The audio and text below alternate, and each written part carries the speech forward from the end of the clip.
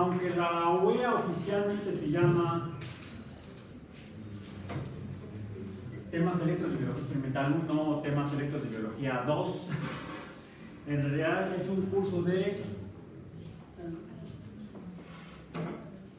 introducción a la astrobiología.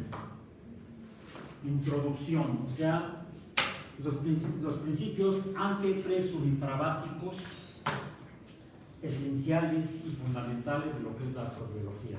Muy buena pregunta. ¿Qué es la astrobiología? ¿A qué suena astrobiología? Astro.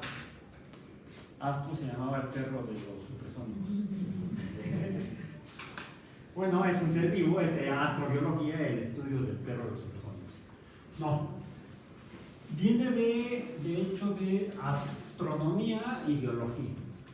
O sea, sería como que la combinación o la mezcla de la astronomía y la biología. Déjenme decirles que el nombre es muy nuevo. El nombre tendrá 30 años, tal vez. Quizá un poquito más, quizá un poquito menos, no sé. Yo de repente me enteré que se llamaba así. Sin embargo, no de repente me enteré que esta ciencia o estudio existía. Vamos a hablar un poquito de la historia, dado que el primer tema del curso es antecedentes. Los antecedentes a la astrobiología.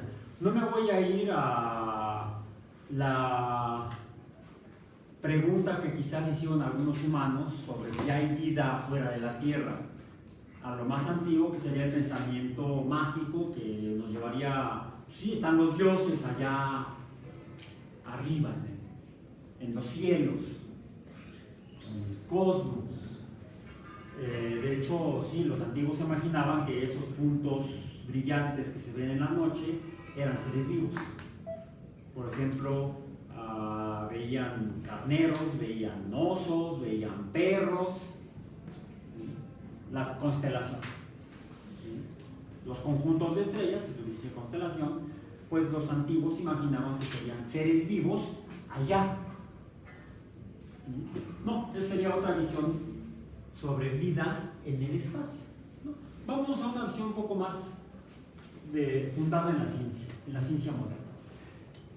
La astrobiología, de hecho, sí sería el estudio de la vida en los astros, dado que los astros son el objeto de estudio de la astronomía. ¿Cuáles astros? Pues, todos los objetos del universo, las estrellas, los planetas, los cometas, los hoyos negros, que son estrellas ya muertas. Son los objetos de estudio de la astronomía. Mientras que los objetos de estudio de la biología, ¿qué son? Los seres vivos. Entonces sería el estudio de los seres vivos en el universo. Y sí, hoy en día la astrobiología se entiende como eso, como el estudio de los seres vivos en el universo. La pregunta es, ¿cómo son los seres vivos en el universo? El problema es que hay muy pocos ejemplos. Pero la astrobiología no nació así. ¿Y cuándo nació la astrobiología? ¿La biología cuándo nació? Como ciencia, como hoy en día la entendemos. Primera mitad del siglo XIX. A partir de la teoría celular, que si bien viene de un poco antes, ya está desarrollada para principios del siglo XIX. Ya los filósofos, los naturalistas, entienden que los seres vivos están formados por células. Y es en esa primera mitad cuando, a partir de los trabajos de investigación que hizo Charles Darwin, principalmente en su viaje en el Beagle, y Alfred Russel Wallace con sus estudios botánicos en el sureste de Asia, desarrollan la teoría de la evolución por selección natural. Fecha de publicación del libro de Darwin, 1859, o sea, justo pasando la primera mitad del siglo XIX. Y la teoría es donde se funda el segundo paradigma, o el segundo de 3 paradigmas de la biología, que sería la teoría de la evolución por selección natural. ¿Y cuál es el tercer paradigma fundacional de la biología como ciencia? La teoría genética de Mendel, basada en sus estudios de la reproducción de diferentes plantas. No solamente lo hizo con chícharos, con los chícharos o guisantes con los que obtuvo resultados mucho más claros, que le permitió publicar su trabajo sobre la transmisión de la herencia, basada en algo que ahora conocemos como genes, la teoría genética, que fue publicada en fecha. Ay, fue antes de lo de Darwin. No, fue después. No lo tenía antes, pero solamente hubo una polémica porque Darwin no lo pudo consultar para tenido eso.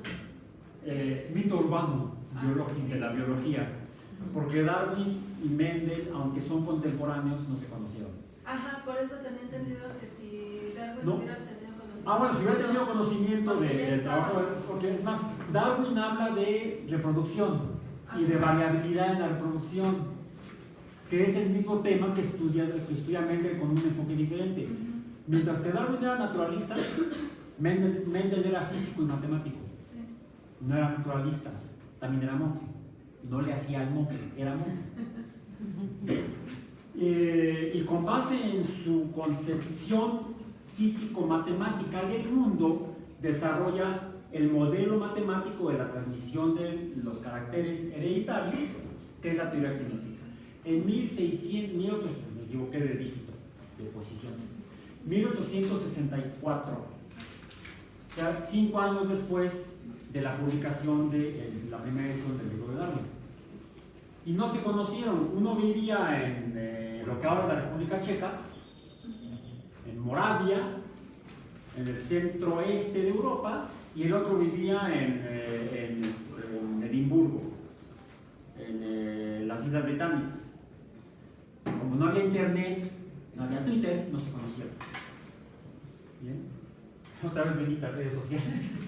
Hoy en día no existía eso, no existía la agilidad de comunicación entre los naturalistas y científicos en aquella época. Fue por eso que no se conocieron. ¿Bien? Entonces, con eso se funda la biología moderna, mediados del siglo XIX. Ya tenemos de existir los biólogos poco más de 100 años. ¿Bien? 150 años más o menos. Siglo y medio. ¿La astrobiología cuánto tiene? La astronomía tiene más tiempo. De hecho, es de las ciencias fundacionales de la ciencia moderna. Quizá con el trabajo de Copérnico en 1543, el sistema heliocéntrico, o quizá un medio siglo después, o finales del siglo XVI, 1509, con la publicación de Nueva Astronomía de Kepler, o 1610 con la publicación de El Mensajero Sideral de Galileo. Estaríamos hablando que la astronomía se fundó en 1600, más o menos. O sea, siglo XVI, siglo XVII. ¿Cuánto tiempo tiene la astronomía como ciencia?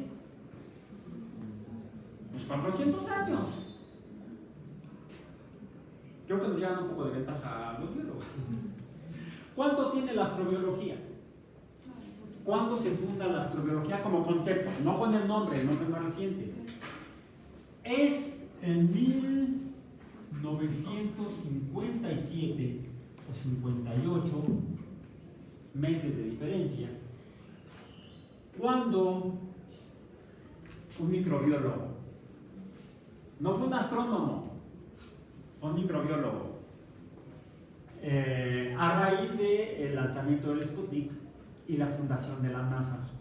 El lanzamiento del Sputnik por los soviéticos y la respuesta norteamericana, administrativamente, que fue la fundación de la NASA en 1958 por el presidente Eisenhower, que el doctor Joshua Lederberg, microbiólogo, premio Nobel en Medicina y Fisiología, por sus estudios precisamente sobre microorganismos, que en una carta que le dirige al presidente Eisenhower, le sugiere que dentro de las tareas encomendadas a la NASA esté la investigación de la posibilidad de existencia de vida afuera de la Tierra.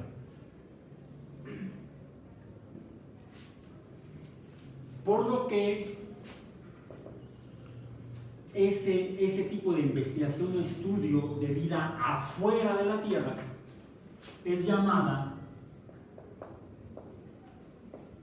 ojo, no estoy hablando de grupos de K-pop,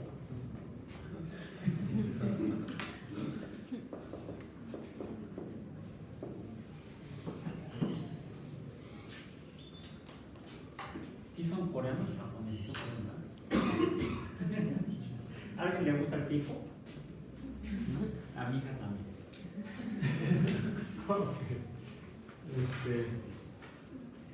Le llaman, quienes siguen la idea de Lederer, exobiología, es decir, el estudio de la vida afuera de la Tierra, más allá de la Tierra. No incluyen a la Tierra en ese tema de estudio. Se preguntan ya antes, en un enfoque, vamos a decir, precientífico o protocientífico, algunos filósofos se preguntan si pudiera haber vida, por ejemplo, en la Luna.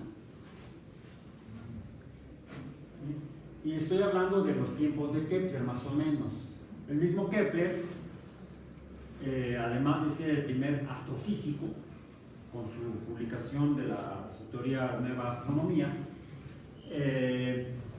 escribió una novela que se llama El sueño, que es la primera novela, es más bien es un cuento porque es corto, no tiene la extensión literaria de una novela, en la que él imagina un viaje a la Luna donde encuentra seres viviendo en la Luna. Que sería, además del primer astrofísico, el primer escritor de ciencia ficción. Cosas. En fin, ese fue Johannes Kepler. Y hubo otros filósofos, pensadores en Francia que también estuvieron pensando, imaginando que quizá pudiera haber seres en el Sol, por ejemplo, o en otros planetas como Marte. De hecho, para esto tendríamos que haber imaginado que esos puntos de luz ya no eran solamente estrellas, sino que tenían que ser mundos habitables. Y el primero en descubrir que los astros pueden ser mundos fue Galileo, al observar la Luna con su telescopio.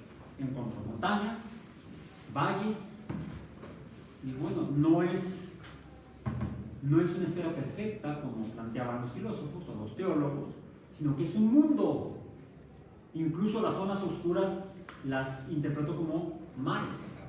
De ahí viene precisamente el concepto y los nombres de algunas zonas lunares, como el mar de la tranquilidad, el océano de las tormentas, etc. Ahora sabemos que no hay agua líquida en la Luna, no se ha encontrado. En 1958, entonces, Joshua Lederer es el primero en fundar conceptualmente el estudio de la vida fuera de la Tierra, la exobiología. Y poco después, en 1961 aproximadamente, otro norteamericano, no microbiólogo, sino sí astrónomo, el doctor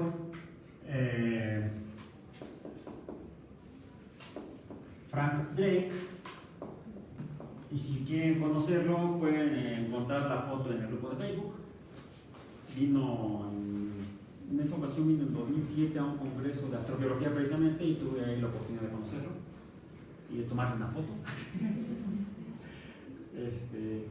No acostumbraba yo entonces a hacer selfies, entonces por eso no tengo foto. Además no soy de los que andan ahí buscando la foto con el personaje.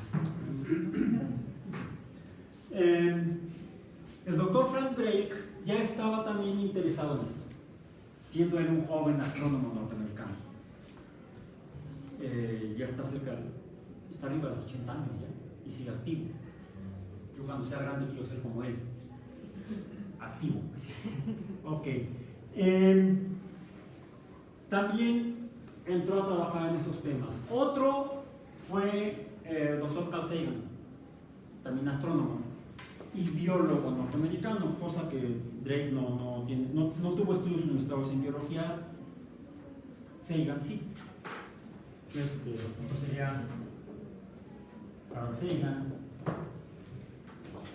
Posteriormente se van incorporando otros como el académico soviético Barsoomian,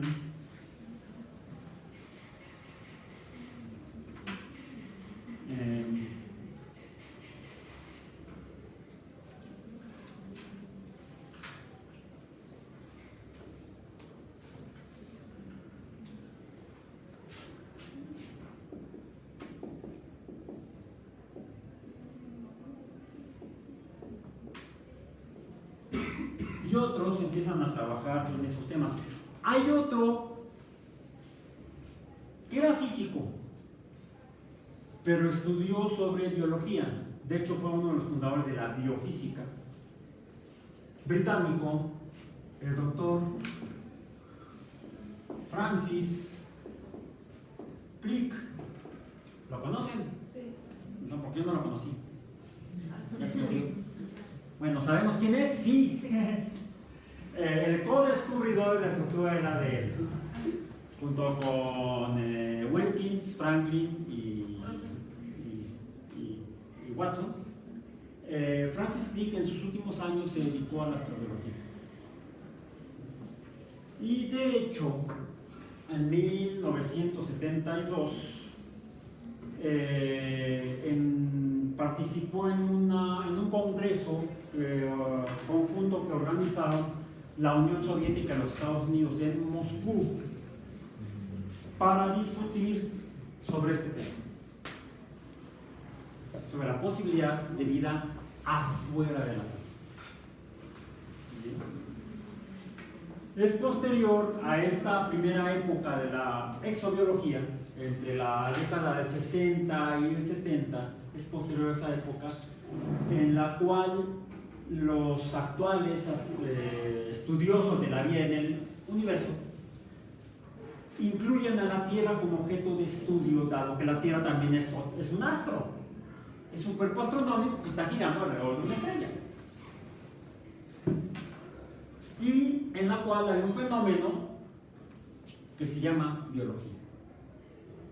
Hay vida en ese planeta. No sabemos si inteligente, pero hay vida. Entonces también se incluye la Tierra como objeto de estudio de la vida en el universo. Y es por eso que le cambian el nombre a la disciplina, ampliándola para incluir el único caso que conocemos de vida en el universo, que es la Tierra, y actualmente hablamos de astrobiología, ya no de exobiología. Incluso todavía, así como mencioné que Kepler fue quizá el primer autor de ciencia ficción, Carl Sagan, además de ser un científico, astrónomo, a diferencia de la mayoría de los astrónomos en esa época que estudiaban estrellas, galaxias, hoyos negros, cuásares y otras cosas, Sagan está más interesado en estudiar algo que ya los astrónomos profesionales habían perdido interés por, que son los planetas. Esos cuerpos que están girando alrededor de la estrella mediana llamada Sol, con el tiempo dejaron de ser de interés para la mayoría de los astrónomos profesionales. Siguieron siendo de interés para los astrónomos aficionados principalmente, pero los profesionales dejaron, no, vamos a estudiar cosas interesantes. Sagan no. Yo quiero estudiar los planetas, porque todavía en esta época, 1958, los planetas, la única manera de estudiarlos era a través de telescopios existentes en esa época. El más grande todavía es del Monte Palomar, y lo más que se podía ver de los planetas era Venus, un disco blanco, y no importaba si lo veía en un telescopio chiquito, grandote, mediano, se veía un disco blanco. Bueno, a veces no se veía disco blanco, a veces se veía medio disco blanco o disco creciente, disco menguante, es decir, la Venus presenta fases.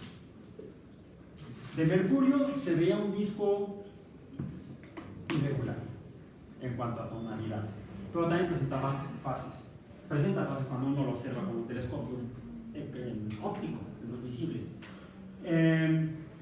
Los más interesantes eran Júpiter y Saturno. En Saturno se observaban lo que originalmente Galileo vio como orejas, no eran orejas, eran lo que luego definió como un sistema de anillos, primero como un anillo Huygens y luego como un sistema de al menos 2 anillos Cassini.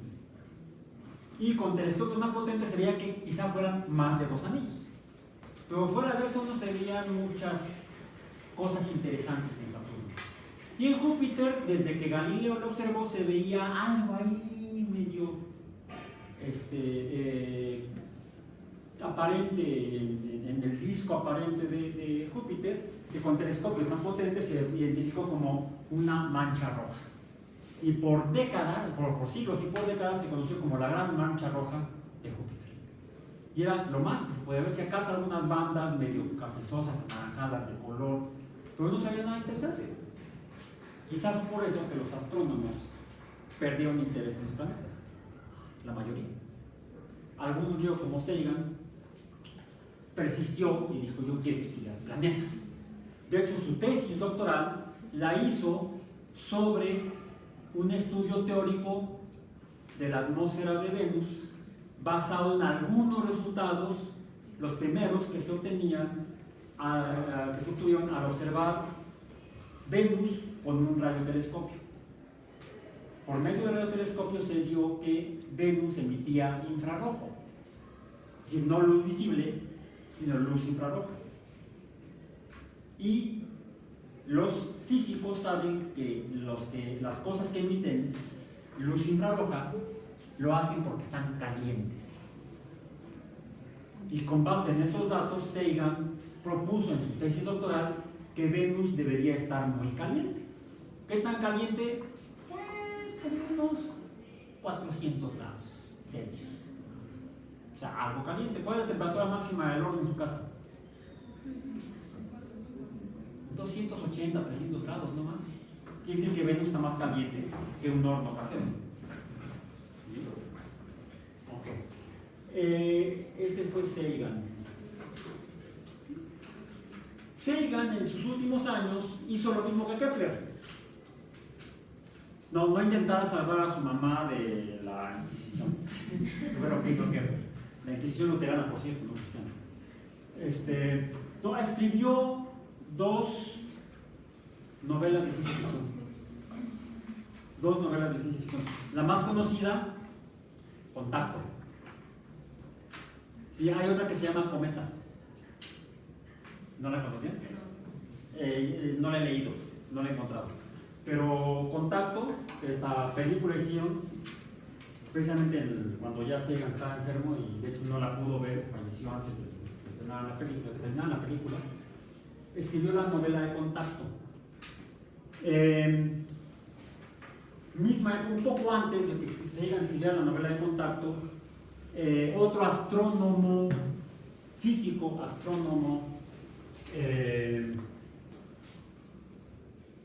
Arthur C. Clarke,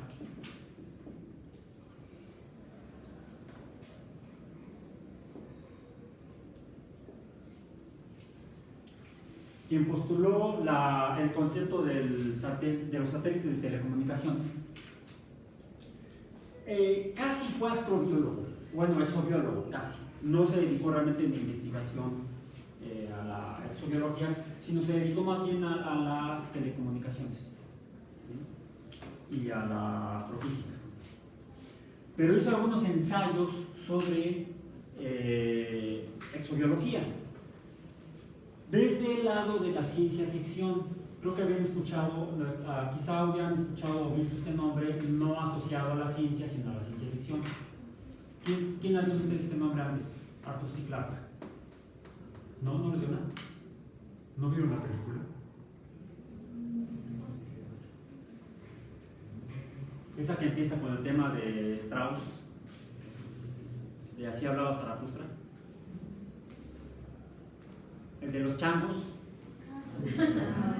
Ah, ya, esa. Del bloque negro, del monolito.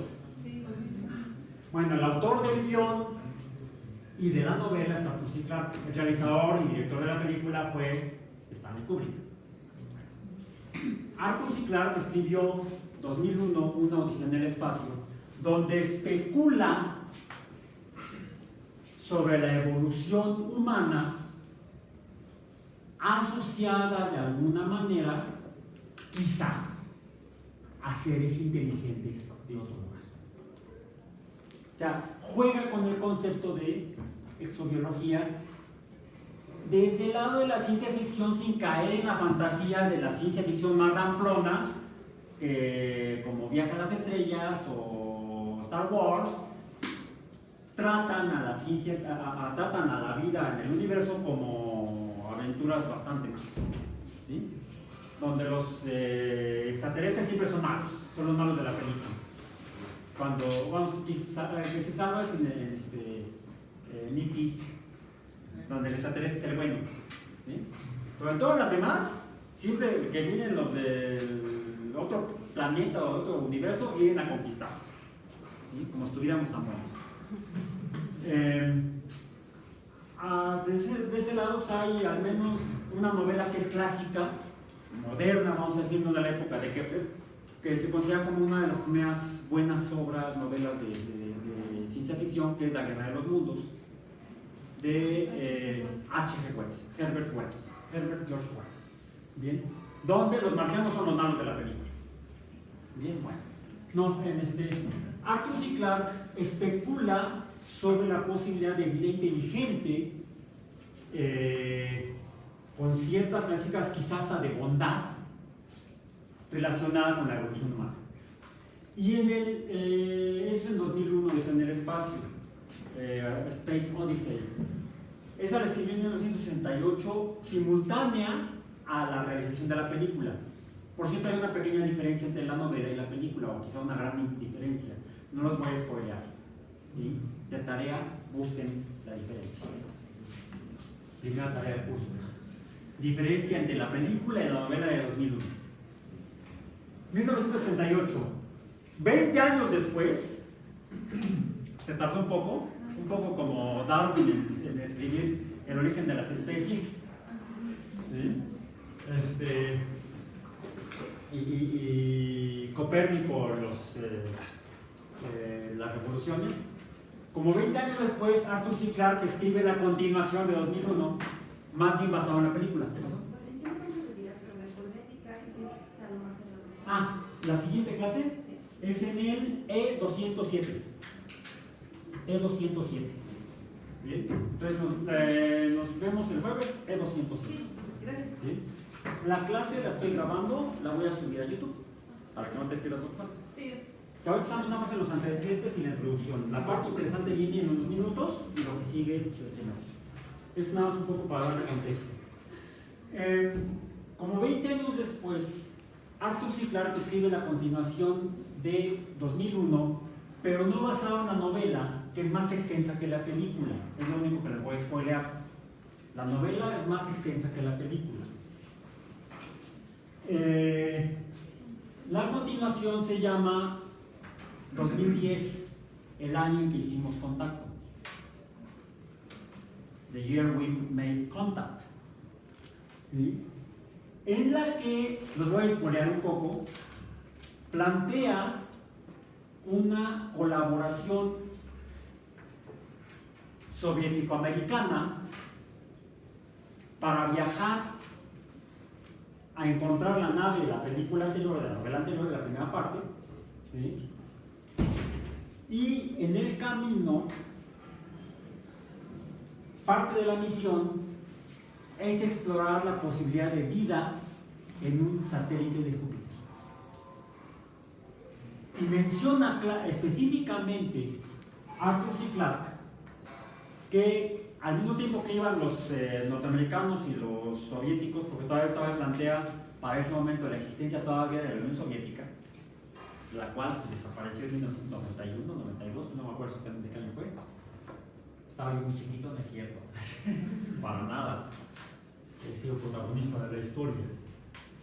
Espero no pasar a la historia, a formar parte de digo.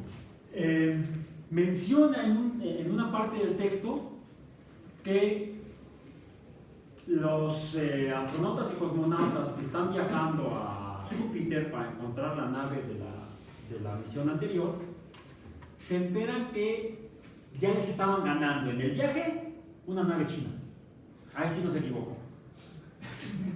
Ahorita la tercera potencia espacial del mundo es China.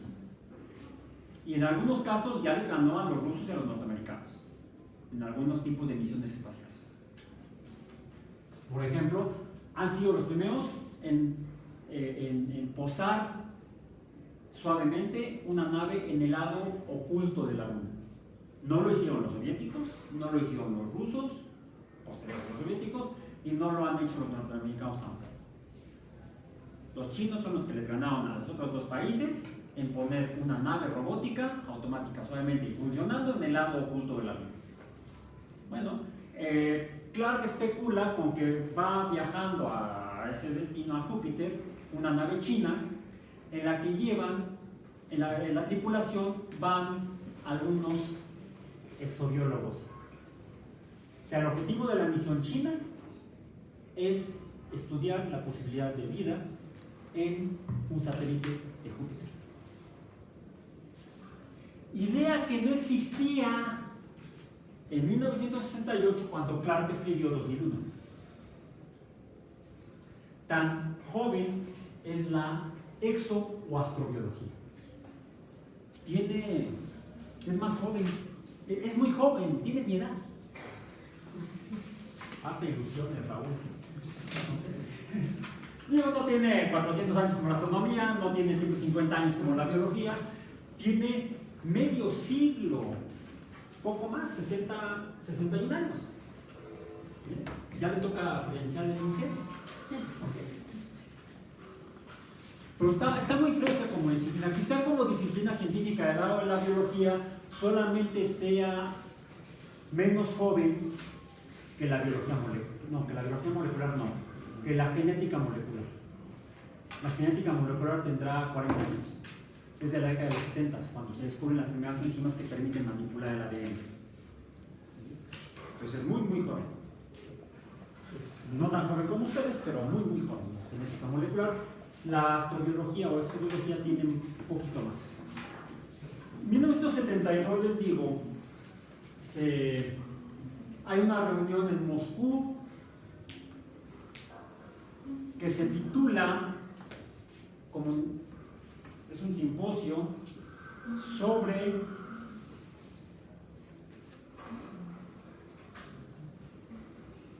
civilización extraterrestre, problemas de comunicación interestelar. Bueno, ese es uno de los temas. De hecho, es un simposio que finalmente fue compilado en este volumen por Carl Sagan, que fue para discutir la posibilidad de vida inteligente, no solamente vida, sino vida inteligente en el universo. En el universo en general, pero en la galaxia, en esta galaxia en particular, considerando algunos aspectos físicos de la simbionía. Y por decir, la teoría de la panspermia no se podría considerar como un antecedente de los estudios de astrobiología, porque Ompari la menciona mucho. Sí, de hecho, la década de los 20, cuando Ompari publica su trabajo sobre origen de la vida. ¿Sí? Ya había algunas consideraciones, no resultados experimentales todavía, pero había consideraciones sobre la edad de la Tierra, las ideas o hipótesis sobre la formación de la Tierra a partir de la teoría de Laplace, la condensación de un disco de gas y polvo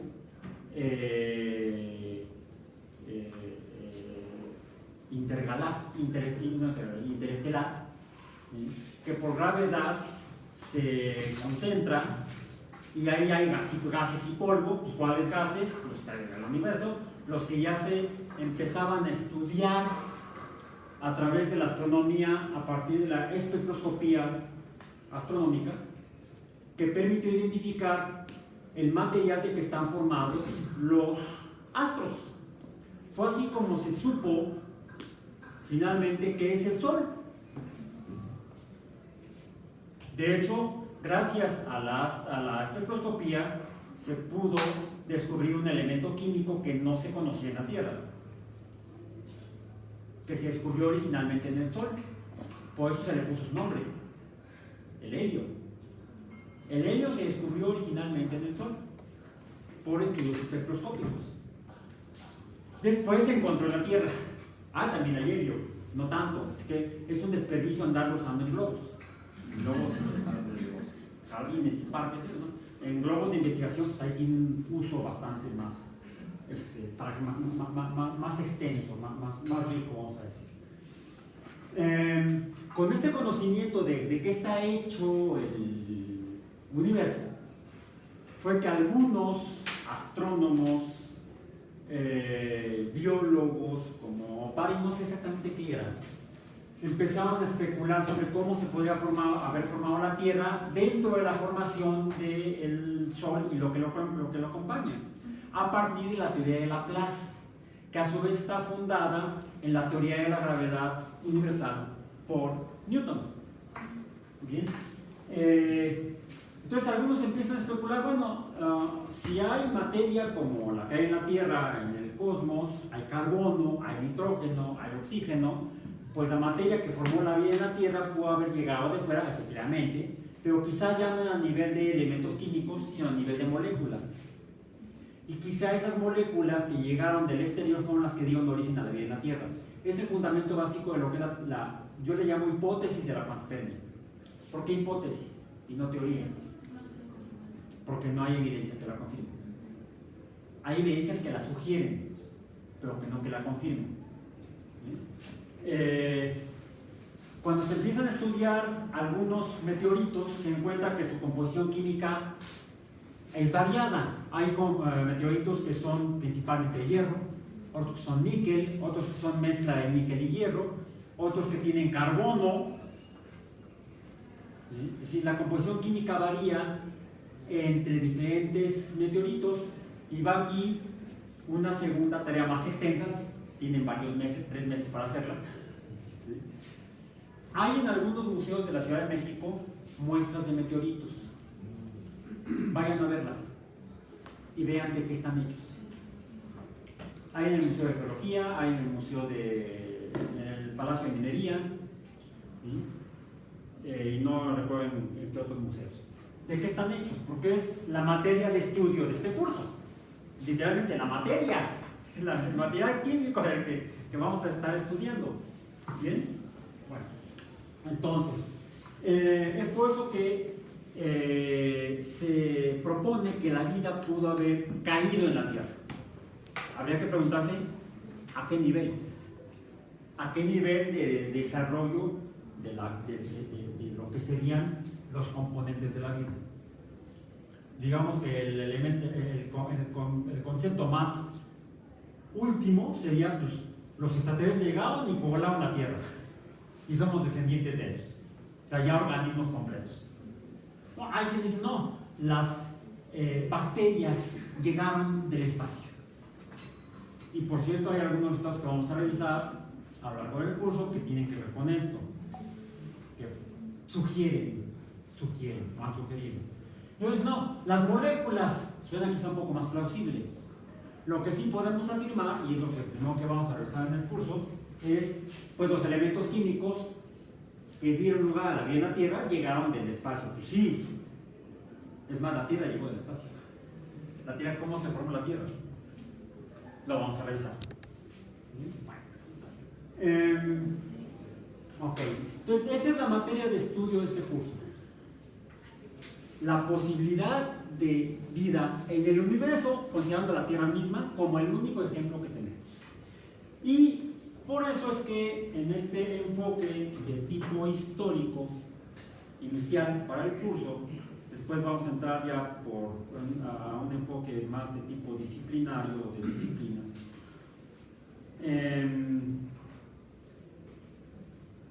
el concepto surge de esa manera y es como, les digo, en 1972 se llevó a cabo esa reunión en la que están todos ellos, no recuerdo si Clark también estuvo, no, déjenme ver, aquí está el nombre de los que asistieron al Arthur C. Clarke, participantes de Estados Unidos, no, de otros países estuvieron Francis Crick, estuvo el Dr. Lee, el Dr. Marx de Hungría y el Dr. Pechek de todavía Checoslovaquia. ¿Qué dice Checoslovaquia? Otro país que ya no existe. Se dividió en dos, la República Checa y la República Eslovaca. ¿Cómo ha cambiado el mundo?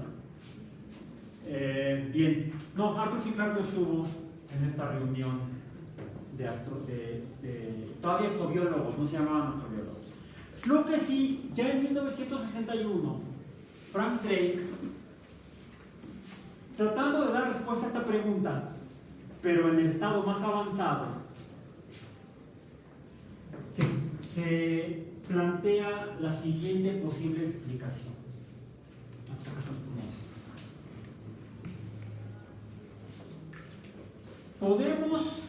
Podríamos saber, en caso de que hubiera vida, no a nivel de universo, porque es demasiado grande y quizá inalcanzable físicamente, pero sí a nivel local, muy local, la Vía Láctea. Podríamos saber cuántas civilizaciones como la nuestra, ¿cierto? Es decir, lugares donde hubiera vida con un nivel de inteligencia o de tontería igual a la nuestra, con una capacidad como civilización, una capacidad de hacer cosas con base en tecnología, en conocimiento y tecnología como la nuestra, en la galaxia de la Vía Láctea. Podríamos saber cuántas, el número N de civilizaciones tecnológicas con la misma capacidad que tenía en 1961. O sea, ya después de la Sputnik, después de la NASA, ¿sí? ¿Cuántas civilizaciones habría en la Vía Láctea con esta capacidad? Podríamos saberlo. Con base en conocimiento verificado, digamos, científico. Bueno, de hecho aquí ya está planteando una forma de expresarlo, una forma matemática, una función. ¿De qué dependería el número N de civilizaciones tecnológicas ya con naves espaciales, vamos, y comunicaciones espaciales, radiotelescopios para comunicación espacial? ¿De qué dependería? ¿Cuántas civilizaciones habría? Dependería del número de estrellas que hay en la galaxia. Bueno, pueden entrar ya sea al grupo de Facebook o a la página del curso o pueden googlearlo como la ecuación de Drake. Es decir, una ecuación es una explicación matemática de algo, donde uno encuentra o plantea la relación entre dos cosas. En este caso, la cantidad de civilizaciones tecnológicas, digamos, no sé si inteligentes, pero sí tecnológicas. Digo que luego hay gente que anda con su teléfono inteligente y el inteligente es el teléfono. Pues hablamos de civilizaciones tecnológicas en la galaxia de la Vía Láctea. ¿De qué dependería? ¿Sería igual a qué? Dependería primero de que hubiera una estrella que le diera energía al lugar donde viven esos seres tecnológicos. Entonces depende de N asterisco, lo plantea Arthur C. Clarke. Por cierto, me permití poner tanto en el grupo de Facebook como en la página del curso la ecuación de Drake. Entonces la pueden encontrar. Y le agregué también, eso lo pueden ver después, un corto de un capítulo de Cosmos de Sagan de 1980, que es el capítulo 12, el de la Enciclopedia Galáctica, ¿sí? Donde Sagan muestra la ecuación de Drake y da una muy breve explicación. Tan breve que si uno lo revisa con calma, quizá hasta se pasó de breve y por lo tanto tiene un ligero error en cuanto al concepto de n asterisco. Sagan habla del número de estrellas en la galaxia, pero en este libro, y les voy a permitir leer la descripción que hace él, el mismo Carl Sagan, aclara que es n asterisco. Por eso incorporé otros dos documentos en el sitio web y en la página y en el grupo de Facebook. Dice, en la formulación más sencilla debida en su forma original a Frank Drake, n es el número de civilizaciones de este tipo de tecnologías existentes en la galaxia. Se puede escribir como producto, considera Drake en su ecuación de 1961, de 7 factores. El primero sería este. Es decir, n mayúscula dependería de 7 variables. O sea, para aquellos que se quejan de ecuaciones de 2 variables, este es de 7. Como vemos, entonces es un tema bastante complejo el estudio de la vida en el universo, o al menos en la galaxia, la astrobiología. Pues no es en SR, ya me equivoqué yo también. Es R asterisco. Y no lo pone como supraíndice, sino lo pone como subíndice. ¿No está aquí, no, acá? Aquí está mi mouse. Es R asterisco.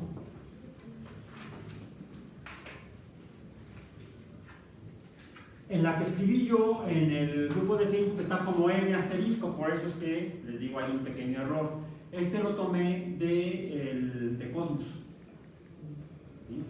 Esto está en esta compilación del encuentro de exobiólogos. R asterisco es el ritmo, si quieren escribirlo, se los voy a dictar en particular, que vamos a específico. The lecture. R asterisco es el ritmo de formación estelar, o sea, o la tasa de formación estelar promediado para toda la vida de la galaxia. Escriban así: en unidades de número de estrellas por año. Entonces no es el número de estrellas, es el ritmo de formación estelar promediado para toda la vida de la galaxia. ¿Sí van en eso? En unidades de número de estrellas por año. O sea, ¿cuántas estrellas hay en un año terrestre en la galaxia? ¿Por qué? Porque las estrellas nacen, viven y mueren. Nacen en el sentido de que tienen propiedades de una estrella, emiten radiación, dentro de ella radiación visible, y cuando la fuente de esa radiación llega a su máxima entropía, ¿sí?, se acaba la energía, entonces ya no puede emitir esa radiación. Y esa radiación es la que de alguna manera permite que surja esta cosa. Ojo, es conocimiento de 1961. Es algo que debemos tener claro. ¿Sí? Esta es la ecuación de Drake en 1961, que todavía es la que pone Sagan en 1980 en Cosmos. Entonces, la vamos a considerar la ecuación de Drake como un punto de partida. Porque algo que tiene la astrobiología es que es un campo de conocimiento que está cambiando todos los días. Simplemente, ayer que di la última revisión para la clase de hoy, me encontré una publicación que salió ayer, que es para la clase del jueves. Y no lo tenía yo en mis apuntes de la semana pasada. Entonces, está cambiando casi todos los días. Entonces, eso es la primera variable, el primer factor, R asterisco. El segundo, y vámonos me voy a ir ahora sí ya no al libro del 72, sino a la ecuación de Drake, porque aquí ya no cambia, a la ecuación de Drake en el 80, la que presentó Sagan en el 1980. F subíndice P. F subíndice P. ¿Qué es F subíndice P? Antes, consideremos por cuestiones de simplicidad la primera variable. De acuerdo a como la presentó Sagan en el 80, es N asterisco, sería, o R asterisco, podríamos considerarlo como el número de estrellas en la Vía Láctea. ¿Sí? Entonces pongámoslo aquí. Pongamos R asterisco, no X, es el número de estrellas en la Vía Láctea, con mayúscula porque es nombre propio. Así se llama nuestra galaxia. Es más, para que se den cuenta de cómo han cambiado las cosas, mencionamos a Copérnico, mencionamos a Kepler, pero bueno, son 500 años o 400 años, es mucho tiempo. Menos tiempo, más o menos cuando habrá nacido no su abuelito, pero sí su bisabuelo, o su bisabuelo. Entre 1910 y 1930, ¿sí? 1930 fue cuando Hubble publicó su investigación, los resultados de su investigación sobre las nebulosas, no galaxias. Le llamaban nebulosas, ahora sabemos que son galaxias. En las primeras 2-3 décadas del siglo XX, la única galaxia que se conocía. ¿De dónde viene la palabra galaxia? O galáctico, galactos, de Vía Láctea. La única galaxia que se conocía en ese tiempo, en tiempos de la Revolución Mexicana, era la Vía Láctea. Tengo yo un diccionario enciclopédico de 1923 y cuando uno busca galaxia, Vía Láctea, galaxia. Eso era, a principios del siglo XX, la única galaxia que se conocía era la Vía Láctea. Por esos telescopios los astrónomos veían no estrellas, sino unas luces nebulosas, y así le llamaban, nebulosas, que fue lo que estudió Edwin Hubble. Después, a raíz de los resultados de Hubble, dijeron, es que esas nebulosas son conjuntos de estrellas como la Vía Láctea. Es más, ¿quién descubrió que la Vía Láctea es un conjunto de estrellas? ¿Por qué se llama Vía Láctea? Tendríamos que acudir a ese pensamiento mágico griego, ¿sí? En donde los griegos en la mitología, en la religión griega, no es mitología, es la religión griega, ¿sí? Veían en la noche, en la Ciudad de México ya no se puede ver nada en la noche, más que la luz de la ciudad.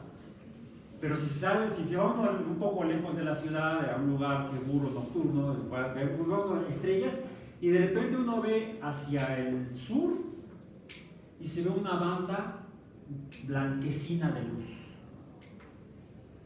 Bueno, eso la veían todos los pueblos antes de que hubiera luz eléctrica. Y los griegos le llamaron Vía Láctea porque imaginaban que era la leche que se había derramado del pecho de Hera cuando se arrancó a Heracles en griego, al enterarse que no era su hija. Que Zeus le había puesto los de vikingo, aunque no había vikingos todavía. Esos vinieron después, y más al norte. Bien, entonces, por eso se llama Vía Láctea. Y todos lo veían como una banda de luz nebulosa, precisamente. El primero en darse cuenta que la Vía Láctea son estrellas fue Galileo, cuando apuntó su telescopio a la Vía Láctea. Vio que eran estrellas muy pequeñitas, muy difusas. ¿no? Por lo cual pues, estaban más lejos, ¿no? Entonces el que descubrió la Vía Láctea como estrellas fue Galileo. El que empezó a mapearlas fue Herschel, y el que descubrió que había más galaxias que la Vía Láctea fue Hubble. Hace menos de 100 años, 1930, quiere decir que dentro de 10 años más o menos se cumplen 100 años del descubrimiento de Hubble. Bueno, ok. Eso para darnos cuenta de la importancia de esto. Por eso es que podemos hablar del número de galaxias, el número de estrellas en la galaxia de la Vía Láctea. Otras galaxias tendrán otro número o similar de estrellas. Por cierto, ¿cuántas estrellas hay en la Vía Láctea?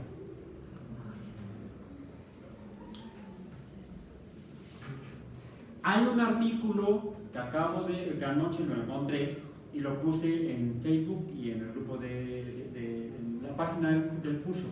Entonces, para que lo consulten más tarde, no lo contesten ahorita. Revisen ahí cuál es el número de galaxias. Sagan menciona este número como del orden de 10 a la 11 estrellas. Entonces sería, si consideramos el número, no la tasa, o sea, no la razón de estrellas al año, sino el número de estrellas, digamos, fijo en un momento dado, 10 a la 11 estrellas. Muy aproximado, ¿eh? Lean el artículo. Ok. Ahora, pero ¿dónde vivimos nosotros como seres vivos en el universo? ¿Vivimos en la estrella? ¿Vivimos en nuestra estrella? No. Vivimos en algo que está orbitando esa estrella. Ese algo le decimos planeta. Y sabemos ahora, desde Copérnico para acá, que hay varios planetas orbitando la estrella. Podríamos pensar, bueno, a lo mejor todas las 10 a la 11 estrellas de la Vía Láctea, todas tienen planetas girando alrededor de él. ¿Sí? ¿Será cierto que todas las estrellas de la galaxia tienen planetas girando alrededor de la estrella? No, pero puede ser que haya y no tenga vida. Es que ya te adelantaste esta variable. ¿Sí? Porque sabemos que hay planetas alrededor del Sol, que es una estrella. No lo sabíamos en el siglo XIX, fue apenas a finales del siglo XIX, principios del siglo XX que descubrimos que el Sol es una estrella gracias a los estudios espectroscópicos. Porque así como los astrónomos apuntaban sus telescopios con espectroscopios al Sol, también lo apuntaron a las estrellas. De hecho, fue lo que hizo Hubble. Y cuando comparaban los espectros se dieron cuenta que eran muy parecidos o hasta iguales. En otras palabras, deben ser lo mismo. El Sol es una estrella y las estrellas son soles. ¿Bien? Bueno, entonces, pero alrededor de esta estrella que está allá, ¿sí la ven? No la ven porque se pueden lastimar la vista. Hay planetas girando. ¿Cuántos? Muy buena respuesta. ¿Cuántos planetas hay girando? ¿Sabemos cuántos planetas sabemos hoy que hay girando alrededor del Sol?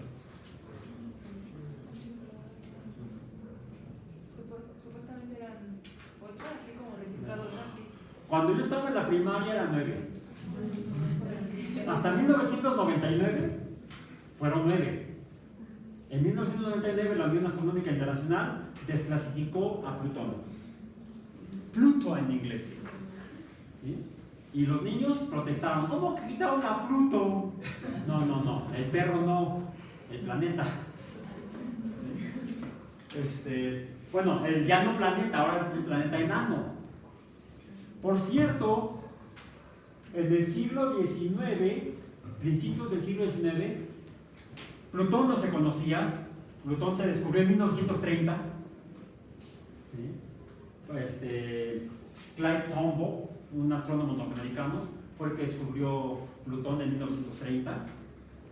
Que sí, en un siglo antes, en el siglo XIX no se conocía, pero en el siglo XIX se decía que había 10 planetas en el sistema solar. a mediados del siglo XIX. No 8 como ahora, ni 9 como cuando yo era niño, o bueno, en 1999 no era yo niño, pero en 1999 porque todavía pensábamos 9.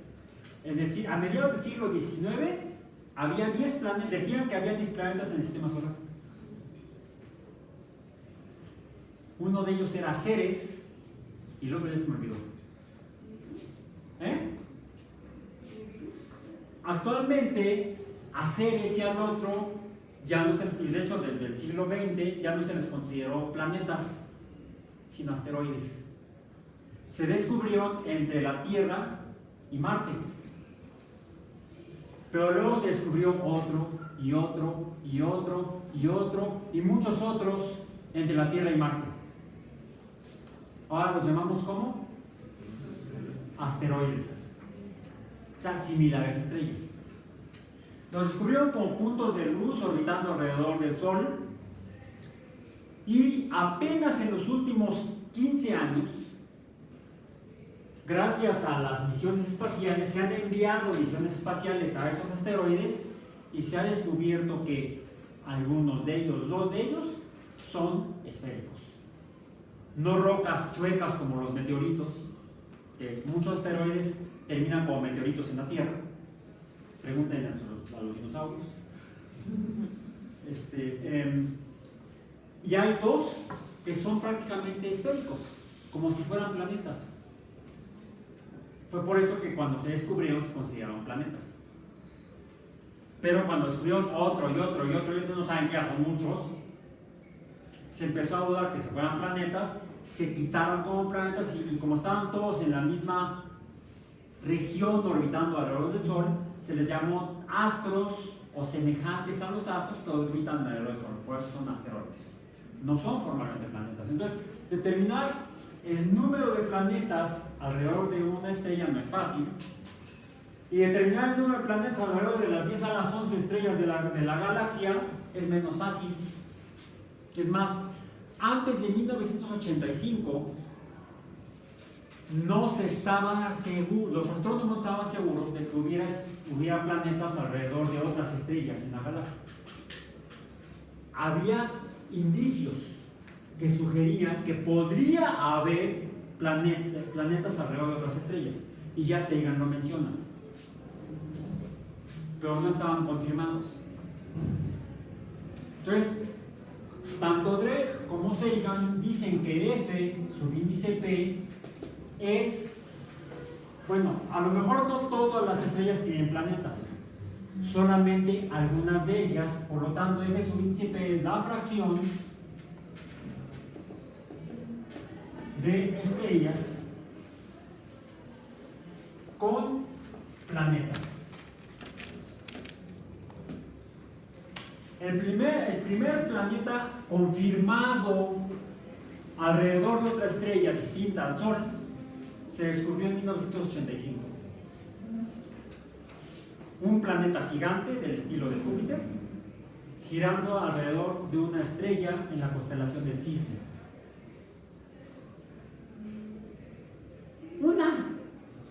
Ya teníamos aquí un número. 1 entre 10 a la 11. Bueno, 2 considerando al Sol. 2 entre 10 a la 11. Bueno, de entonces para acá se siguió investigando con telescopios, se siguió buscando, y de hecho en otro capítulo de Cosmos de 1980, Sagan explica a niños de sexto de primaria cómo estaban los astrónomos entonces buscando planetas. ¿Sí? Porque todavía en ese momento y hasta finales del siglo pasado, hace 18 años, 19 años, no había otra manera de buscar planetas en otras estrellas que no fuera desde la Tierra con telescopios. En este siglo, en 2008, se lanzó un telescopio al espacio, una nave espacial, un telescopio,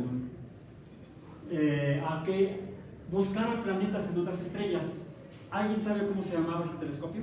Digo, porque se llamaba porque ya no funciona. No, el Webb todavía no lo lanzan, tienen 20 años construyéndolo y no lo pueden terminar, ya está acabado, ya está aprobado, no falta lanzarlo.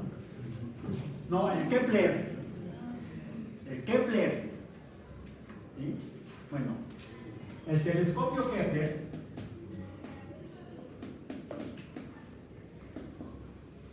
operó de 2008 a 2018, durante 10 años. No, fue un año menos, fue en 2009 que lo lanzaron, ahorita no me acuerdo. Revisen ese dato. Pero lo que sí recuerdo es que en 2018 dejó de funcionar. Se le acabó el combustible porque se requiere que esté en posición y eso se hace con motorcitos de cohete y hasta pues ya se les acaba el combustible. Entonces, al ya no tener combustible para poder regular su posición y que esté enfocado, etc., se dio de baja el telescopio. Estuvo investigando sobre la posibilidad de existencia de planetas en otras estrellas en la galaxia. ¿Cuántos planetas descubrió el Kepler? Por ahí les puse un artículo también para que le den una revisada después. Varios miles. Y afortunadamente desde entonces, bueno, pues ya en esa época, en estas últimas 10, 15 años, se han logrado establecer técnicas telescópicas basadas en tierra, en grandes telescopios, para buscar planetas. Y han dado resultados. Actualmente se tienen como confirmados alrededor de 4.000 planetas alrededor de otras estrellas. Varias de esas estrellas tienen más de un planeta confirmado. Y hay otro detalle. Entonces, no todas las 10 a la 11 estrellas, si fueran así, este número, tienen estrellas, tienen planetas confirmados, y no todos tienen el mismo número de planetas. Y además, no todas las estrellas son iguales. Y una misma estrella cambia a lo largo de su vida. No está emitiendo siempre la misma cantidad de luz. Es algo que vamos a revisar más adelante. Tenemos que revisar cómo es el ciclo de vida de las estrellas. Porque dependiendo de eso, va a ser entonces la siguiente variable. ¿Cuál es? La que me está... ¿Quién dijo? N subíndice E. N subíndice E, ¿qué es? Si ya le encontraron por ahí la ecuación, para que no ponga yo todo.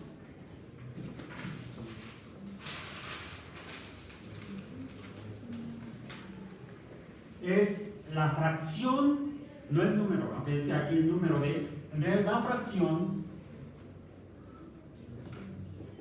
o el, vamos a poner el número, es un número, la fracción o el número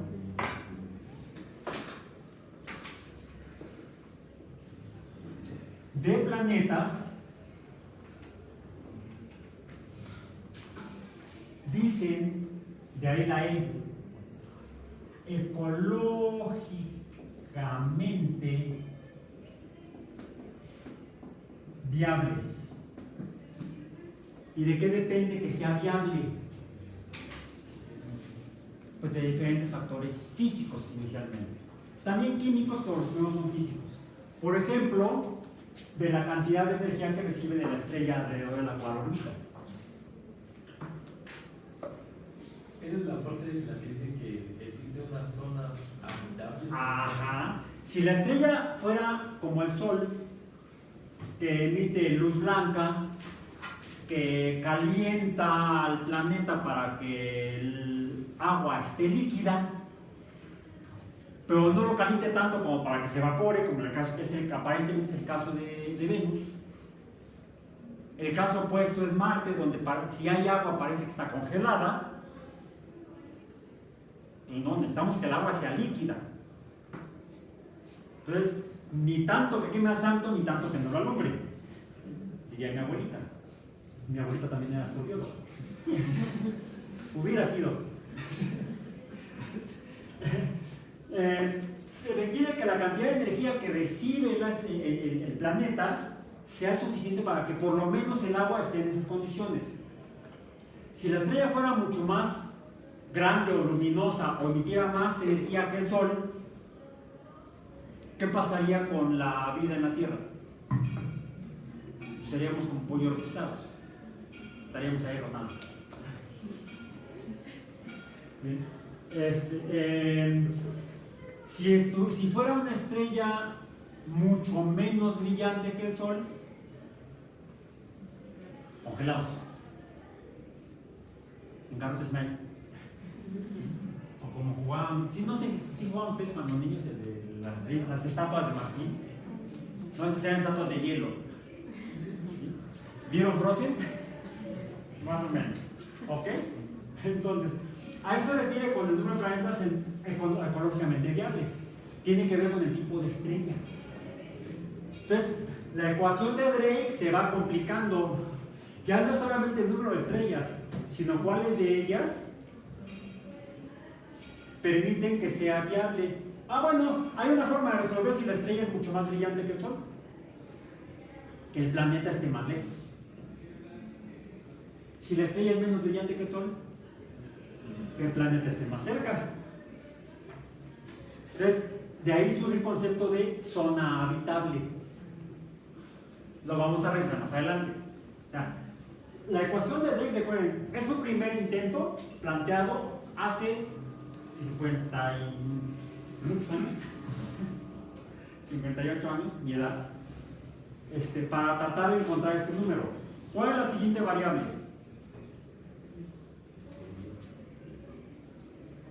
F subíndice L, que es F subíndice L, es la fracción de estos planetas, sí, que son ecológicamente viables. A lo mejor sí es viable, pero no hay vida. No ha surgido tal vez. O por algo no hay. Bueno, en algunos debe haber surgido. La fracción de planetas viables, de planetas donde sí hay vida. De alguna manera surgió. Al menos bacterias. Y sería el primer intento de la astrobiología. Ver si hay seres vivos, aunque sean bacterias. Entonces, hasta aquí tenemos una ecuación con 4 variables. Pero Drake se planteaba civilizaciones, no solamente planetas con vida. Para que haya civilizaciones se requiere que esta vida llegue a desarrollar inteligencia. La fracción de planetas, F subíndice I, la fracción de planetas donde sí hay vida con cierto nivel de inteligencia o con un cierto nivel bajo de estupidez, donde la inteligencia es un poco mayor que la estupidez. Entonces la Tierra ya no entró. Bueno, puede variar con el tiempo. ¿Ok? Y por ahí vamos. Pero la vida surgió en la Tierra en algún momento dado, hace mucho tiempo, y durante muchos millones de años solamente hubo bacterias. Después, y eso lo explica la teoría de la evolución, se fueron formando nuevas especies, algunas más complejas, hasta que hace aproximadamente 3 millones de años surgieron en este planeta seres que mostraron cierta inteligencia. ¿Cuál es la evidencia de eso? El uso de herramientas. Las primeras herramientas de roca, de piedra. Y ya en los fósiles de hace 3 millones y medio de años, como Lucy, hay asociados a piedras modificadas, herramientas de piedra. Y eso implica un cierto nivel de inteligencia. Por cierto, no solamente habrían sido esos homínidos los seres inteligentes. ¿Pregunta? No, es que vi información que dice que, por ejemplo, había ciertos huesos que también eran modificados para Sí, para utilizar otros Difer- planetas y que tenían marcas como. pero es más reciente, como si fueran números. Como si fueran números. Las evidencias de que los humanos usaban números tienen alrededor de 80.000 años. Es una inteligencia mayor todavía, porque es a lo que iba. No solamente los homínidos usaron herramientas de piedra. Las nutrias usan herramientas de piedra para abrir erizos. ¿Sí? Los chimpancés utilizan ramas para sacar termitas de los termiteros.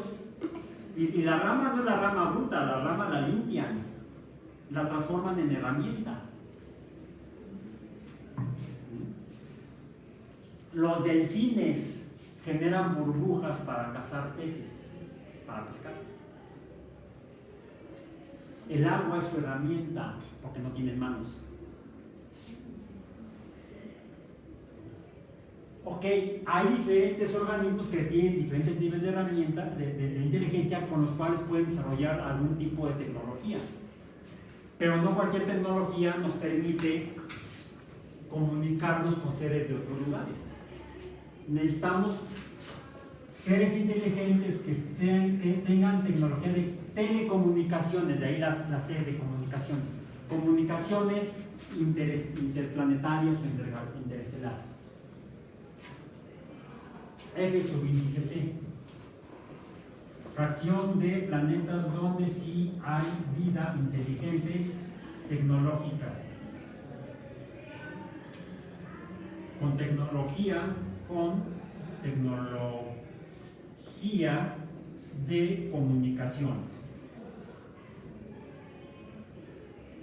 Y alguien dirá, ¿y aquí tengo mi celular? No, comunicaciones interplanetarias.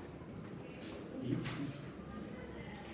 Apenas hace 50 años, 60 años se tuvieron los primeros radiotelescopios para comunicarse a otros lugares en el espacio. Y ya hubo un primer intento en la década de los 80, donde se usó un gran radiotelescopio que está en Puerto Rico para enviar un mensaje, el cual no recibió respuesta todavía. Y de eso es lo que trata la novela Contacto. Ya los spoilé un poco. Pero hasta aquí todos somos felices. 1961, por eso Drake incluyó aquí la última variable. 1, 2, 3, 4, 5, 6, 7. ¿Cuál es esa última variable? En 1961 estuvimos así de desaparecer como civilización y quizá como vida en la Tierra. La crisis de los misiles en Cuba, entre la Unión Soviética y los Estados Unidos. Misiles nucleares. Estuvimos así de un intercambio nuclear total. No ha sido el único momento. Hubo otro en la década de los 80 gracias a Ronald Reagan. Y con este cuate actual, no sabemos.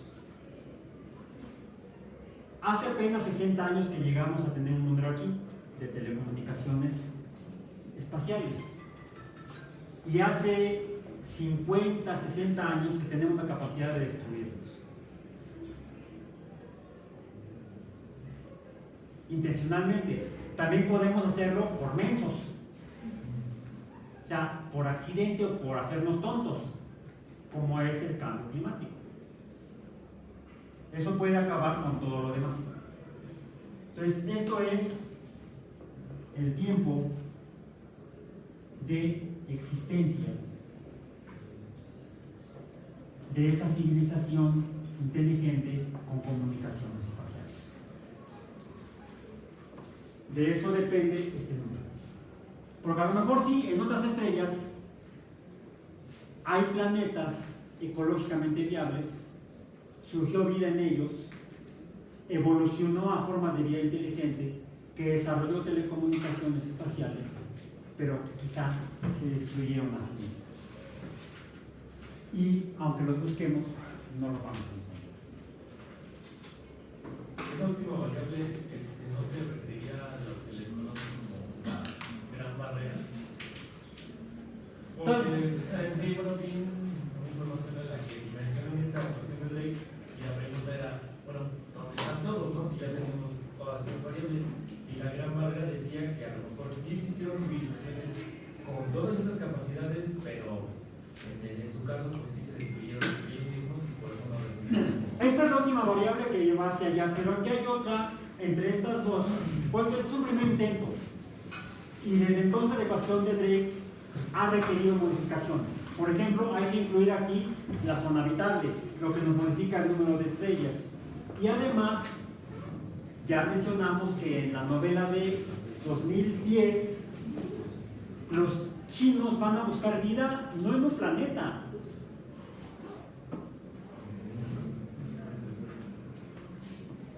Gracias a los viajes espaciales, gracias a la tecnología espacial,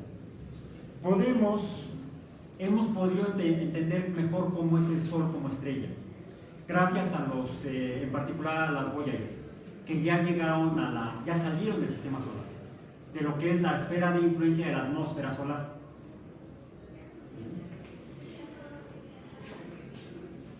Por cierto, en el camino tomaron una foto de la Tierra y de los planetas de la Tierra, del sistema solar. ¿Dónde está la Tierra? Más allá de Neptuno, terminó su misión planetaria el Voyager 1, voltearon las cámaras y tomaron fotos de los planetas del sistema solar, los que estaban alcanzables, y confirmaron lo que quizás siempre quiso ver Copérnico, que nunca pudo ver, lo pudimos ver gracias a la Voyager 1. Esta es la foto de la Tierra, ¿la ven? Este puntito, medio pálido y medio azul. Es más, Sagan le llamó a esta foto el pálido punto azul. No es fácil encontrar planetas alrededor de estrellas, y menos del tamaño de la Tierra, aunque ya la tecnología nos ha permitido encontrar algunos planetas, la tecnología de Kepler y de los telescopios actuales nos permite encontrar. Entonces, con eso tenemos entonces aquí este número. La otra, planetas ecológicamente viables, a lo mejor Marte, y esta es una de las primeras fotografías que tuvimos de Marte. Desde Marte, cuando aterrizaron las dos primeras naves terrícolas en Marte, naves robóticas. Esta es una fotografía de la Viking 2, que lo que encontró es que Marte es otro mundo, como un desierto pero muy frío. Las temperaturas están alrededor de menos 130 grados Celsius. O sea, si se quejaban de frío hoy en la Ciudad de México donde estábamos a 15 grados, no es nada. Puede haber agua. Se han enviado otras misiones robóticas a Marte. Esta fue la segunda serie de misiones, que fue el Sojourner. Ahí se quedó atorado el robotito. Chocó con esa roca y ya no se movió. Este robot, para que se den una idea, es del tamaño de un horno de microondas. Fue el primer robot móvil que se envió a Marte, porque estos no se movían. Llegaron, llevaban cámaras, llevaban un brazo robótico, pero no podía ir a ningún lado. Este sí, aquí se ve la rampa de la base, y aquí se ve el robotito como anduvo moviendo hasta que se atoró y ya no lo pudieron mover. La misión duró 3 meses. Esta misión duró 1 año y medio. Fueron 2 naves. El robot es solamente uno. Y en principios de esto fue en 1997 que se envió. Esta fue 1976, 1997, 2005. Se enviaron 2 robots móviles a Marte, el Spirit y el Opportunity, y encontraron que Marte tiene clima, un torbellino, como es que luego nos despeinan aquí, nos llevan en tierra, sobre todo aquí en Iztapalapa. Quizá Marte es como Iztapalapa.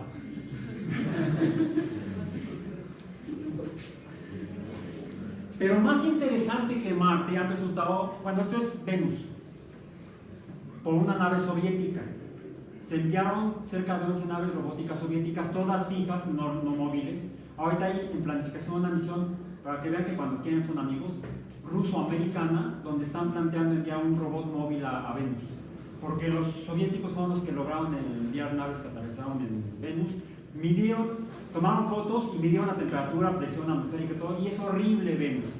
Se confirmó la tesis de Sagan, 480 grados Celsius, presión 90 atmósferas, es como una olla de presión, más que una olla de presión. ¿Habrá vida ahí?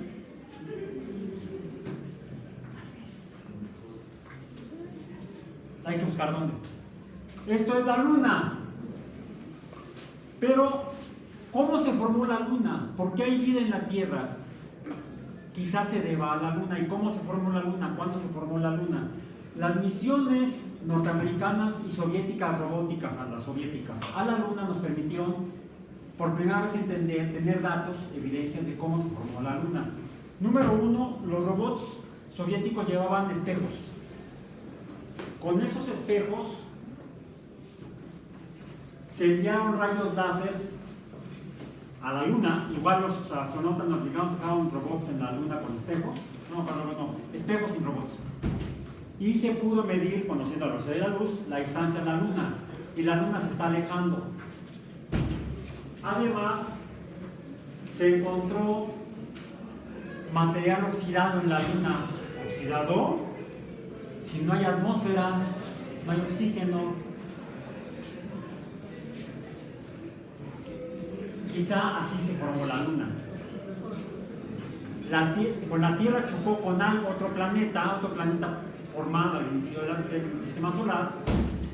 Esto se despedazó, quedó orbitando alrededor de la Tierra, se agregó por gravedad y así muy probablemente así se formó la Luna. Por eso es que la Luna se está alejando. 2 centímetros al año, es que si van a ir, apúrense.